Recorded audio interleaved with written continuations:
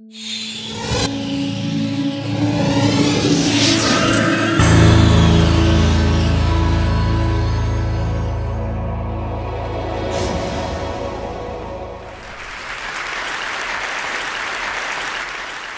the next 5 minutes, my intention is to transform your relationship with sound.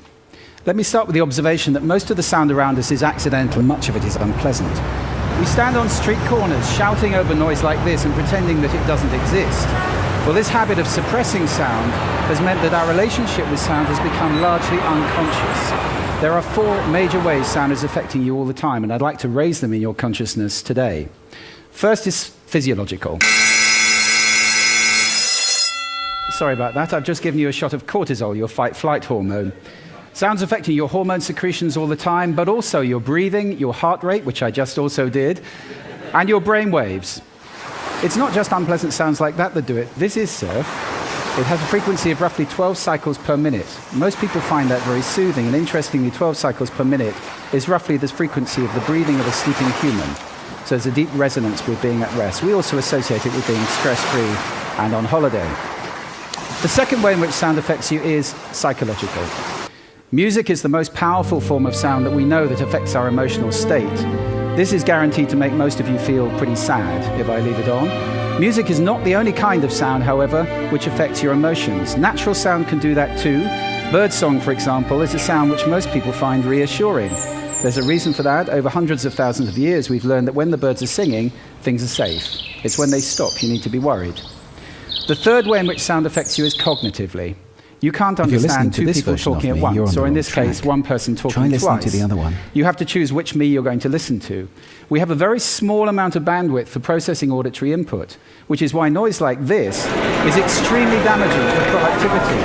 If you have to work in an open plan office like this, your productivity is greatly reduced, and whatever number you're thinking of, it probably isn't as bad as this. You are 1/3 as productive in open plan offices as in quiet rooms. And I have a tip for you. If you have to work in spaces like that, carry headphones with you with a soothing sound like birdsong, put them on, and your productivity goes back up to triple what it would be.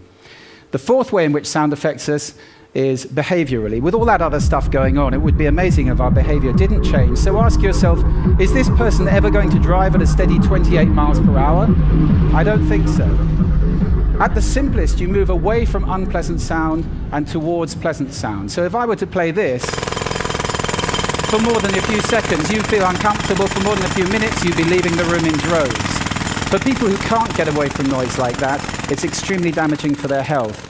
And that's not the only thing that bad sound damages. Most retail sound is inappropriate and accidental and even hostile, and it has a dramatic effect on sales. For those of you who are retailers, you may want to look away before I show this slide. They're losing up to 30% of their business with people leaving shops faster or just turning around on the door. We all have done it, and leaving the area because the sound in there is so dreadful. I want to spend just a moment talking about the model that we've developed, which allows us to start at the top and look at the drivers of sound, analyze the soundscape, and then predict the 4 outcomes I've just talked about, or start at the bottom and say what outcomes do we want, and then design a soundscape to have a desired effect. At last, we've got some science we can apply, and we're in the business of designing soundscapes. Just a word on music.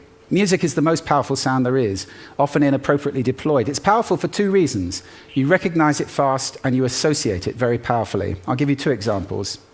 Most of you recognize that immediately. The younger, maybe not. And most of you associate that with something. Now, those are 1-second samples of music. Music is very powerful, and unfortunately, it's veneering commercial spaces, often inappropriately. I hope that's going to change over the next few years. Let me just talk about brands for a moment, because some of you run brands. Every brand is out there making sound right now. There are 8 expressions of a brand in sound. They're all important, and every brand needs to have guidelines at the center. I'm glad to say that is starting to happen now. You all recognize that one.